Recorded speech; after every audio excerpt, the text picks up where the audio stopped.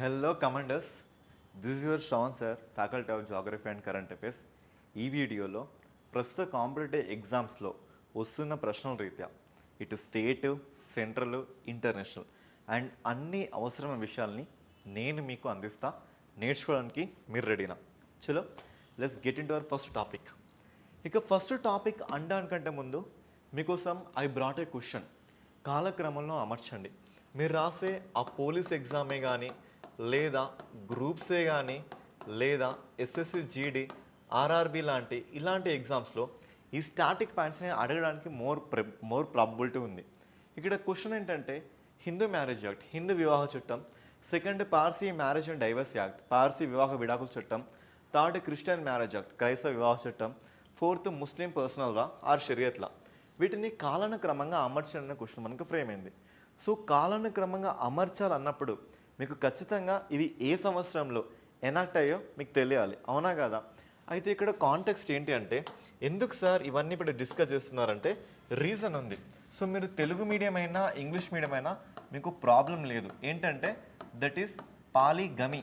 ఇక్కడ పాలిగమి అంటే అర్థం ఏంటో తెలుసా మీకు? బహు వివాహ వ్యవస్థ అంటే మోర్ హస్బెండ్స్ మోర్ వైఫ్స్ ఇక్కడ కనబడతారు. ఈ కాంటెక్స్ట్లో మనం రెండు ఒకాబులరీస్ చూడొచ్చండి. ఒకటి వచ్చేసి పాలి యాండ్రీ, రెండవది పాలి జైని. సో వీటిని తెలుగులోకి ట్రాన్స్లేట్ చేయకండి. ఇంగ్లీష్లో ఎలా ఉన్నాయో అలా చూడండి. ఇది ఎన్నోసార్లు సెంట్రల్లో కానీ, ఇటు తెలుగు రాష్ట్రాల్లో పోలీస్ ఎగ్జామ్స్లో కానీ, గ్రూప్స్లో కానీ అడిగిన క్వశ్చన్. ఓకేనా? పాలి యాండ్రీ అంటే ఏంటో తెలుసా మీకు? మోర్ హస్బెండ్స్ అంటే ఒకటి కన్నా ఎక్కువ భర్తల్ని కలిగి ఉన్న పర్సన్స్ని మనం పాలియాండ్రీ వివాహ సిస్టమ్ అంటాం. ఇటీవలి కాలంలో హిమాచల్ ప్రదేశ్కి చెందిన హట్టి అనే ఒక తెగకి చెందిన ఒక మహిళ, హట్టి తెగకి చెందిన ఒక మహిళ ఒకే ఇంట్లోని ఇద్దరు అన్నదమ్ముల్ని పెళ్లి చేసుకొని న్యూస్లోకి వచ్చింది. నెక్స్ట్ పాలి జైని అంటే ఏంటో తెలుసా? ఇక్కడ మోర్ వైఫ్స్ అంటే ఒకరికంటే ఎక్కువ మంది భార్యలు ఉన్న సిస్టాన్ని మనం ఇక్కడ మోర్ వైఫ్స్గా, దాన్ని మనం పాలి జైనిగా మనం చూసుకోవచ్చు. అయితే ఎందుకు మాట్లాడుతున్నా సార్ ఇవన్నీ విషయాలంటే రీజన్ ఉందండి.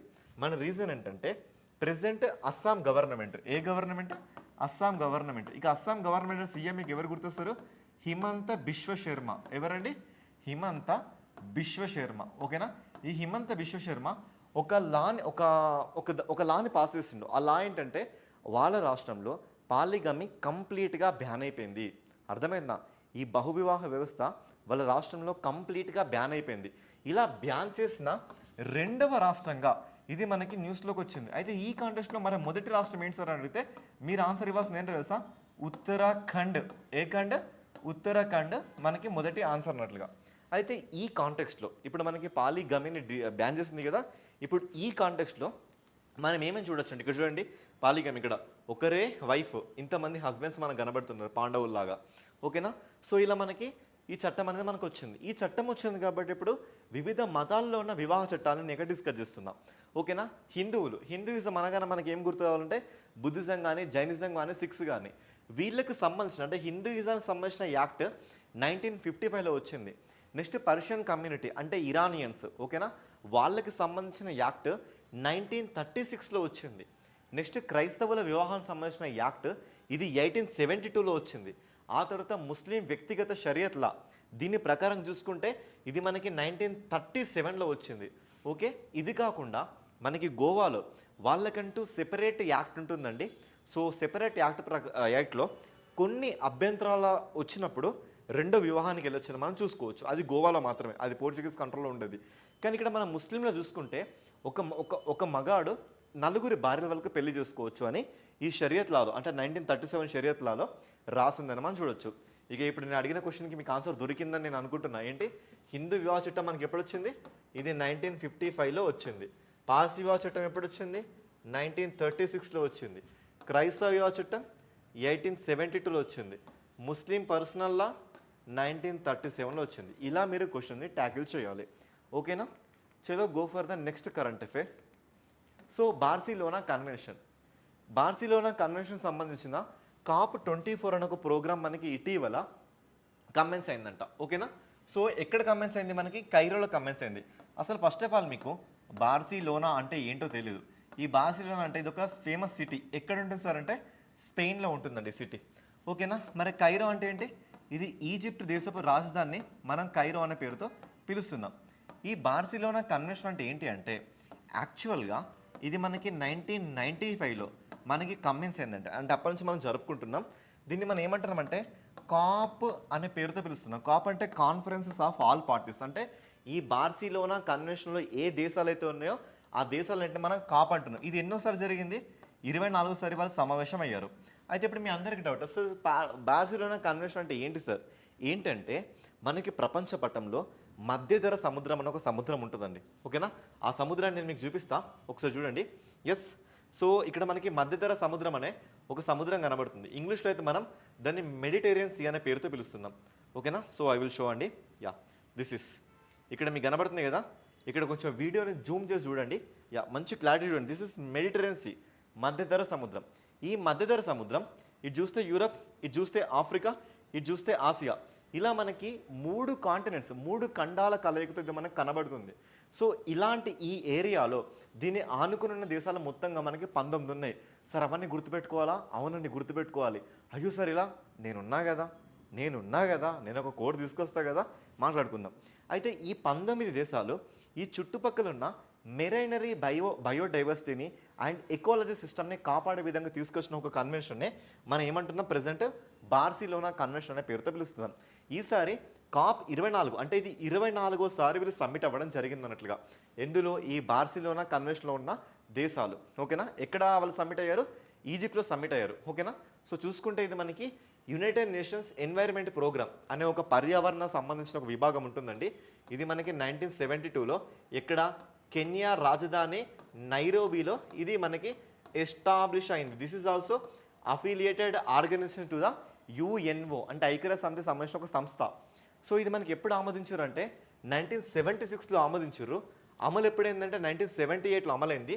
మరి తర్వాత సవరించడం ఎప్పుడు సవరించారంటే 1994లో సవరించారు. ఇది ఏది కూడా మీకు ఎగ్జామ్ పాయింట్ ఆఫ్ వ్యూలో అవసరం లేదు. మీకు అవసరమైంది ఏంటో తెలుసా? ఇలా Barcelona convention, this is relating to the Mediterranean seas marine biodiversity and ecology system. ఇది మాత్రం గుర్తుపెట్టుకోండి. ఈసారి ఎక్కడ జరిగింది? మనకి కైరోల్ జరిగింది. ఓకేనా? ఇది ఎన్నో కాప్? 24th cap. ఓకే, ఈ కాంటెస్ట్లో ఇలా మనం మధ్యధర సముద్రాన్ని ఇక్కడ అబ్జర్వ్ చేస్తున్నాం. సో ఇదేనండి, ఇలా మనం మధ్యధర సముద్రాన్ని అబ్జర్వ్ చేస్తే ఇటు ఆసియన్ కంట్రీస్ ఏంటి, ఆఫ్రికన్ కంట్రీస్ ఏంటి, ఇక మీద చూసుకుంటే మనకి యూరోపియన్ కంట్రీస్ ఏంటి. ఈ కంట్రీస్ని గుర్తుపెట్టుకోవడానికి నేను మీ ముందు తీసుకొచ్చిన ఒక కోడ్ని మనం ట్రై చేద్దాం. ఫస్ట్ ఆఫ్ ఆల్ ఈ మధ్యధర సముద్రం 2.5 మిలియన్ స్క్వేర్ కిలోమీటర్స్ ఏరియా. అంటే అప్రాక్సిమేట్లీ ఈ భూమి మీద ఉన్న సముద్రంలో ఇది 0.7% ఏరియాని కవర్ చేస్తుంది. ఇక సరిహద్దు దేశాలు మనం చూసుకుంటే first of all Europe, Africa, Asia మనం సెటిల్ చేసుకుందాం. యూరోప్లో చూసుకుంటే మెసేజ్ ఫ్రమ్ ఐఏఎస్ CM. ఇందులో నేను క్యాపిటల్ వర్డ్స్ ఏది రాస్తానో దాని మీద మాత్రమే ఫోకస్ చేయండి. ఓకేనా? అక్కడ M for Montenegro, S for Slovenia, G for Greece, F for France, I for Italy, A for Albania, S for Spain, C for Croatia, M for Monaco. Next Africa నుంచి మనం observe చేస్తే life mate. ఓకేనా? ఇందులో కూడా capital లెటర్స్ని observe చేయండి. L for Libya, M for Morocco, ఇది Monaco అండి, ఇది Morocco. A for Algeria, T for Tunisia. Okay, యాక్చువల్గా నేను మిస్ అయింది. Yeah, T for Tunisia. Next E for Egypt.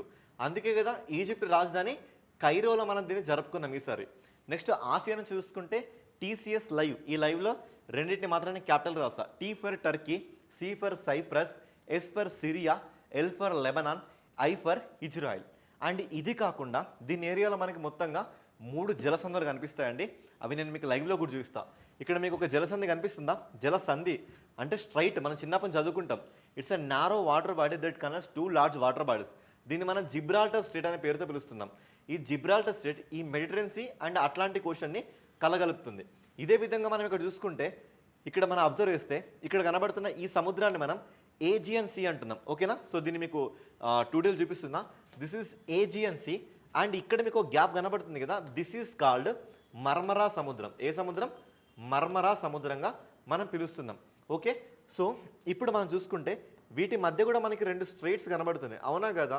So వాటి మధ్య కూడా మనకి 2 స్ట్రేట్స్ కనబడుతున్నాయి. ఫస్ట్ జిబ్రాల్టర్ స్ట్రేట్, ఇది మధ్యధర సముద్రాన్ని అట్లాంటిక్తో కలుపుతుంది. నెక్స్ట్ మనం ఇక్కడ చూసుకుంటే ఇక్కడ కనబడుతున్న ఈ స్ట్రెయిట్ని డార్డనెల్లస్ స్ట్రెయిట్ అంటున్నాం. ఏ స్ట్రెయిట్ అంటున్నాం? డార్డనెల్లస్ స్ట్రెయిట్. ఈ డార్డనెల్ స్ట్రెయిట్ ఏజియన్ సముద్రం మర్మరా సముద్రాన్ని కలుపుతుందండి. ఏ సముద్రాన్ని? ఏజియన్ మర్మరా సముద్రాన్ని. నెక్స్ట్ ఇక్కడ చూసుకుంటే మనకి బోస్పరస్ స్ట్రేట్. ఈ బోస్పరస్ స్ట్రేట్ ఈ మర్మరా సముద్రంతో పాటు ఇక్కడ మనం కనబడుతున్న బ్లాక్ సీ అంటే నల్ల సముద్రాన్ని కలుపుతుంది. ఇవి ఇంపార్టెంట్ పాయింట్స్. అండ్ దాంతోపాటు లోతైన ప్రాంతంగా మనం క్యాలిప్సో డీప్, ఇది మనం అయోనియా సముద్రం చూడొచ్చు. ఇక్కడ మీకు కనబడుతుంది కదా అయోనియన్ సీ. ఈ అయోనియన్ సీలో మనం అబ్జర్వ్ చేయొచ్చు. సార్ ఏంటి సార్ చాలా డీటెయిల్గా ఏదో మాట్లాడుతున్నారు. సో ఇది రియాలిటీ. అంటే ప్రతి 100 మందిలో ఒక్కడు లేదా ఇద్దరు మాత్రం చేసే క్వశ్చన్స్. కోర్స్ వీడియోని మళ్ళీ 2-3 టైమ్స్ చూడండి. చాలా సింపుల్గానే ఉంది, అంత కష్టమైన విషయం కూడా ఏం కాదు. ఇక్కడ మీకు ఇంత మంచి కోడ్ కూడా ఇచ్చా. అసలు మీ ఇలాంటి కోడ్ మీకు ఎక్కడుంది చెప్పండి. సో ఇది కూర్చొని మేక్ చేయడానికి నాకే అరగంట టైం పట్టింది. ఓకేనా. సో ఇంపార్టెంట్ స్ట్రేట్స్ కూడా నీకు డిస్కస్ చేస్తా. ఓకేనా. సో ఇవన్నీ ఆ స్ట్రేట్స్ అన్నట్లుగా. ఈ పీడిఎఫ్ మీకు టెలిగ్రామ్లో మనకు అవైలబుల్ ఉంటుంది. You can go and grab it. Next exercise హరిమోశక్తి. అసలు ఈ ఎక్సర్సైజ్ లేకుండా మనకి ఏ పేపర్ కూడా తయారు కాదండి. ఇక్కడ ఎక్సర్సైజ్ హరిమోశక్తి భారతదేశం మలేషియా ఈ రెండింటి మధ్య జరిగిన యుద్ధ విన్యాసం మనం చూడొచ్చు. ఇది 5వసారి జరిగింది. ఇది ఎలాంటి టైప్ అంటే ఆర్మీ టైప్. అంటే దీంట్లో మిలిటరీ విభాగం మాత్రమే యాక్టివేట్ అవుతుంది. నాట్ ఓన్లీ ఎయిర్ ఫోర్స్, తర్వాత చూసుకుంటే నేవీ, వీళ్ళెవరు దీంట్లో యాక్టివేట్ కారు.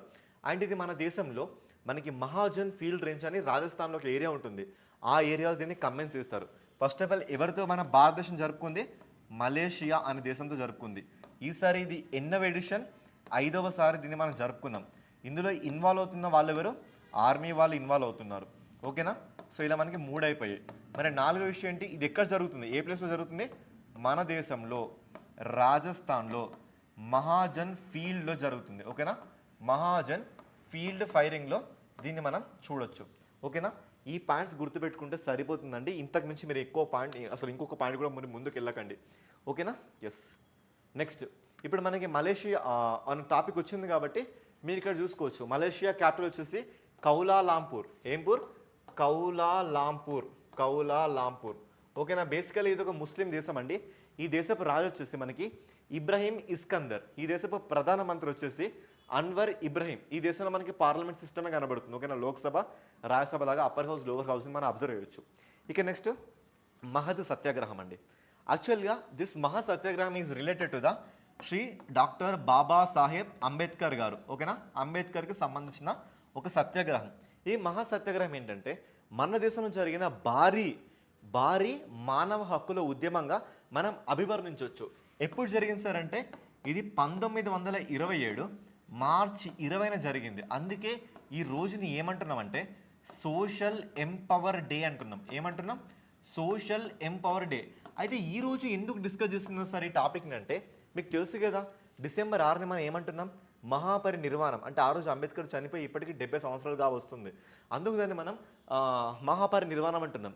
ఈ కాంటెక్స్ట్లో అంబేద్కర్ లైఫ్లో జరిగిన చాలా ఇష్యూస్ని మనం అడ్రస్ చేసుకునే కాంటెక్స్ట్లో ఇప్పుడు దీన్ని మనం అడ్రస్ చేస్తున్నాం. ఇక్కడ చూడండి, అంబేద్కర్ అందరితో కలిసి వెళ్ళి ఇక్కడ మహద్ అనే ఏరియాలో ఈ వాటర్ ట్యాంక్ని అంటే ఈ చెరువులో నీళ్ళని తాగడం జరుగుతుంది. ఇది ప్రెసెంట్ ఎక్కడ కనబడుతుంది సార్ అంటే మనకి రాయగఢ్ డిస్ట్రిక్ట్ మహారాష్ట్రలో ఈ మహద్ అనే ఊరు ఉందండి. ఈ మహద్ అనే ఊరిలో ఇలా అప్పుడు అంబేద్కర్ అందరితో వెళ్ళి ఆ నీళ్ళని తాగడం జరిగింది.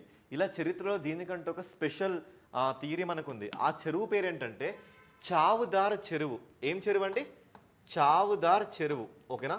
చావుదార్ చెరువు. అప్పట్లో 1923లోనే బోలే అని ఒక బ్రిటిష్ వ్యక్తి ఒక తీర్మానం చేసిండు. దాని ప్రకారం దళితులు కూడా ఈ ప్రజలలో మమేకమై వాటర్ని తాగొచ్చు అని ఒక థియరీ చెప్పాడు. అండ్ ఇదే కాకుండా ఇది రాజ్యాంగంలో చూసుకుంటే మనకి జస్టిస్, లిబర్టీ, ఈక్వాలిటీ, ఫ్రెటర్నిటీ ఇట్లాంటి పదాలకు కూడా మనకు కారణమైంది. ఇక మహిళల భాగస్వామ్యాన్ని కూడా మనం చూడొచ్చు. ఎందుకంటే ఇది డిసెంబర్ 25వ తారీఖున అదే 1927లో అంబేద్కర్ మరొక పని చేశాడు. మన హిందువులకు సంబంధించిన మనుస్మృతి అనే పుస్తకాన్ని తగలబెట్టడం జరిగింది.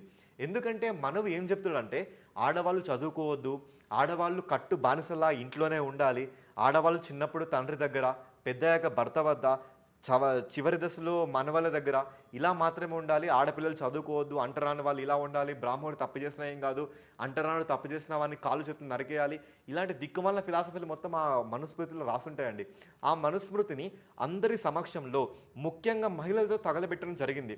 అందుకే ఈ రోజున ఏమంటారంటే భారతదేశపు విమెన్ లిబరేషన్ డే, అంటే స్త్రీల సమస్యల విమోచన దినంగా మనం చూసుకుంటాం. ఓకేనా. భారత మహిళా విముక్తి డేగా మనం దీన్ని చూసుకోవచ్చు. ఇలాంటి విషయాలన్నీ మనం అంబేద్కర్ ఈ చనిపోయాడు కాబట్టి ఆ కాంటెక్స్ట్లో మనం నేర్చుకుంటున్నాం. ఓకేనా? ఇక నెక్స్ట్ ఉమీద్ పోర్టల్ అండి. ఉమీద్ పోర్టల్. ఈ ఉమీద్ పోర్టల్ అంటే ఏంటంటే unified of waqf lands management empower efficiency development. ఏంటి? Unified of waqf lands management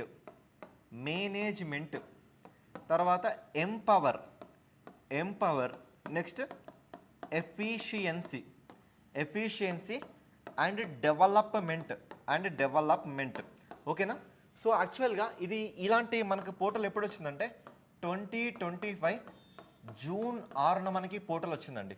ఈ పోర్టల్ మనకి ఏం చెప్తుంది? అసలు వక్ఫ్ ల్యాండ్స్ ఏంటంటే ఏదైతే ఇస్లాం మతంలో దారదత్తం చేసిన భూములు ఉంటాయో ఆ భూముల్ని మనం వక్ఫ్ భూములు అనే పేరుతో పిలుస్తున్నాం. ఈ భూములకు సంబంధించి ఒక లీగల్గా ఒక చట్టం ఉంది. ఆ చట్టం ఏంటంటే వక్ఫ్ బోర్డు చట్టం 1995. దీని ప్రకారంగా పలు రాష్ట్రాల్లో వక్ఫ్ బోర్డులను ఏర్పరచుకున్నారు. సో అలా వక్ఫ్ బోర్డుల కింద ఉన్న భూములు అన్యాక్రాంతం కానీ లేదంటే ఇతరుల భూముల్ని బలవంతంగా లాక్కోవడం కానీ ఇలాంటి దుశ్చర్యలు జరుగుతున్నాయి. దీంట్లో భాగంగా దీన్ని మొత్తాన్ని డిజిటలైజ్ చేసే విధంగా మన దేశంలో మినిస్ట్రీ ఆఫ్ మైనారిటీ, ఏ మంత్రిత్వ శాఖ? Ministry of minority. దీనికి కన్సర్న్ మంత్రి ఎవరో తెలుసా మీకు? కిరణ్ రిజిజు గారు. ఈయన తీసుకొచ్చిన ఒక కొత్త వెబ్ పోర్టలే ఈ ఉమీద్ పోర్టల్. ఈ ఉమీద్ పోర్టల్లో ఇప్పటికీ భూములు ఎన్లిస్ట్ కాకపోతే ఇక్కడ చూసుకోండి, మేము ఎలాంటి పెనాల్టీ వేయమని ఇక్కడ చెప్పడం జరిగింది. ఎగ్జామ్ పాయింట్ ఆఫ్ వ్యూలో అసలు ఉమీద్ పోర్టల్ అబ్రివేషన్ ఏంటి, ఎప్పుడు వచ్చింది, ఏ మినిస్ట్రీ కింద నడుస్తుంది, సరిపోతుంది. ఓకేనా? అండ్ వక్ఫ్ బోర్డు చట్టం ఎప్పుడు వచ్చింది? 1995లో వచ్చింది. ఓకేనా? నెక్స్ట్ సో ఇది సార్క్ గురించి అండి. ఓకేనా? దేని గురించి? సార్క్ గురించి. అసలు మీ అందరికీ సార్క్ అంటే మీనింగ్ తెలుసా? ఫస్ట్ ఆఫ్ ఆల్ సార్క్ అంటే మీరు చూడండి. ఫస్ట్ ఆఫ్ ఆల్ సార్క్ అంటే South Asia association regional cooperation. ఏంటి? South Asian association regional cooperation అంటే ఏంటి? సౌత్ ఏషియా, దక్షిణ ఆసియా అసోసియేషన్ రీజినల్ కోఆపరేషన్ అంటే ప్రాంతాల మధ్య ఒక సమన్వయం ఉండాలి. ఇది ఎప్పుడు వచ్చిందంటే మనకి 1985లో డిసెంబర్ 8న ఇది మనకి యాక్టివేట్ అయింది. అసలు ఏంటి సార్ ఇది ఎందుకు మాట్లాడుతుందంటే ప్రాంతీయ దేశాలన్నీ కూడా ఒక యునైటెడ్గా ఉండాలనేది దీని థియరీ. ఇది మనకి ఇప్పటికీ ఏర్పడి అంటే 1985 డిసెంబర్ 8 ఏర్పడింది కాబట్టి ఇంపార్టెంట్ కరెంట్ అఫైర్స్లో భాగంగా ఈనాడు స్క్రిప్ట్ని మీ ముందుకు తీసుకొచ్చా. ఇది ఎన్నోసార్లు మన పోలీస్ ఎగ్జామ్స్లో అడిగిన క్వశ్చన్ అండి. అయితే ఇందులో మొత్తంగా మనకి ఎన్ని దేశాలు అంటే 8 దేశాలు మనకు కనబడతాయి. ఆ 8 దేశాలని ప్రతిసారి ఎగ్జామ్లో అడుగుతుండో. సో ఆ 8 దేశాలు గుర్తుపెట్టుకోవడం కష్టమే కదా. మీ ముందుంది ఎవరు? నేను. This is your Shravan sir. డెఫినెట్గా మీకు కోడ్ ఇచ్చేస్తా. నా కోడ్ ఏంటంటే MBBS పెయిన్ అండి. ఏం పెయిన్? MBBS pain. ఈ MBBSలో M ఫర్ మాల్దీవులు, మయన్మార్ కాదండి, మాల్దీవులు. B for Bangladesh, next B for Bhutan, next S for Sri Lanka, P for Pakistan, A for Afghanistan, I for India, N for Nepal. అయితే ఇందులో ఆఫ్ఘనిస్తాన్ అనేది మనకి 2007లో చిట్ట చివరిగా జాయిన్ అయిన 8వ దేశంగా మనం ఇక్కడ అభివర్ణించవచ్చు. ఓకేనా? సో దీనికి సంబంధించిన హెడ్ క్వార్టర్ వచ్చేసి మనకి బంగ్లాదేశ్లోని ఢాకాలో కనబడుతుంది. ఓకేనా? సో దీన్ని మనం ఢాకా డిక్లరేషన్ అనే పేరుతో కూడా పిలవచ్చు. ఇలా మన దేశంలో సార్క్ మనకి ఫామ్ అయింది. ఓకే, నెక్స్ట్ ఇక్కడ చూస్తే ఇది మన రీజనల్ కాంటెక్స్లో అబ్జర్వ్ చేయొచ్చండి. కరీంనగర్ వాసికి జాతీయ హస్తకళల అవార్డు వచ్చింది. ఇప్పుడు మన కేంద్ర టెక్స్టైల్ మినిస్టర్ ఉంటుంది కదా, ఆ మినిస్ట్రీ ప్రకటించిన హస్తకళల అవార్డులో అర్రోజు అశోక్ అనే పర్సన్, ఇతను ఏ జిల్లాకు చెందినవాడు? కరీంనగర్ జిల్లాకు చెందినవాడు. ఈ కరీంనగర్లో ఇతను మనకి ఏంటి ఈ హస్తకళలో అంటే కరీంనగర్ అంటే మీకు ఏం గుర్తు కావాలి? Silver filigree. అంటే ఇప్పుడు మన బటన్స్ ఉన్నాయి కదా, ఇలాంటి బటన్స్కి సిల్వర్ ఫిలిగ్రీ అంటే వెండితో చేసిన కొన్ని రకాల ఆభరణాలు. అలాంటి దాంట్లో తినకి అవార్డు వచ్చింది, గుర్తుపెట్టుకోండి. ఓకే, ఎవరు? అర్రోజు Ashok from Karimnagar district. Next చూసుకుంటే NALSA board, national authority for the national legal services authority. ఈ నల్సా సభ్యుడిగా ఇప్పుడు మనకి ఎవరంటే మన Telangana high court related T Shyam Koshy garu ఇందులో ఇప్పుడు మనకి మెంబర్గా కనబడుతున్నారు. ఇది ఒక కరెంట్ అఫైర్. ఇదంతా మనకి ఈ సొల్లు మొత్తం కూడా మీకు ఏం అవసరం లేదండి. ఓకే, నెక్స్ట్ చూసుకుంటే అంబేద్కర్ సంబంధించిన మహాపరినిర్వాణ గురించి ఇక్కడ మనం మాట్లాడుతున్నాం. ఓకేనా? అదే విషయాలు ఇక్కడ మనం మాట్లాడేస్తాం. This is today's current affairs. ఇంతకంటే మోర్ క్వాలిటీతో మళ్ళీ మనం నెక్స్ట్ సెషన్లో కలుసుకుందాం. Until then keep watching this channel, keep showing your love towards us. This is your Shravan sir. Thank you so much.